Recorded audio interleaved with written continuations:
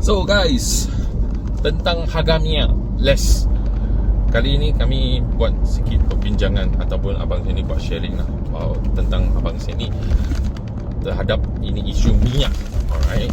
So untuk kawan-kawan yang buat berbisnes, okay, bersedia yang buat bisnes ni, impact akan lebih cepat sampai dan impact dia lebih kuat.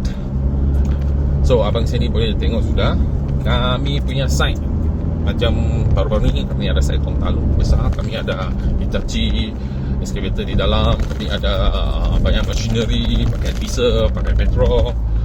Untuk sharing lah guys, abang sini punya kos minyak di site tu selepas 3 bulan, 4 bulan, okay, 4 bulan sudah belasan ribu.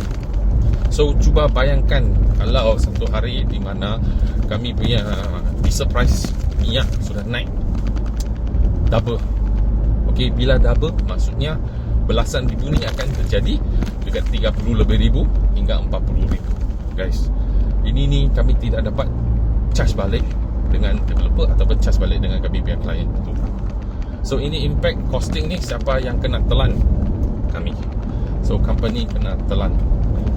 So guys, jikalau anda punya margin, bayangkan kami punya cost margin untuk tender hanya 10% atau kami buat satu projek 10% saja guys.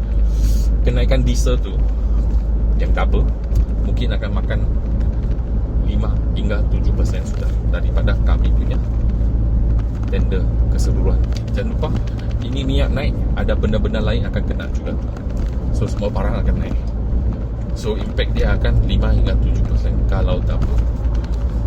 Tapi ada juga industri-industri yang bergantung banyak dengan minyak. Macam mana? Dia punya impact bukanlah 5 to 7% daripada you punya total project sum. Macam transportation, kalau mereka kena double, so mereka impact adalah dekat 25% hingga 30%. Guys, itu impact sangat besar. Ada beberapa business yang ada margin lebih daripada 30%. Tidak banyak guys, tidak banyak.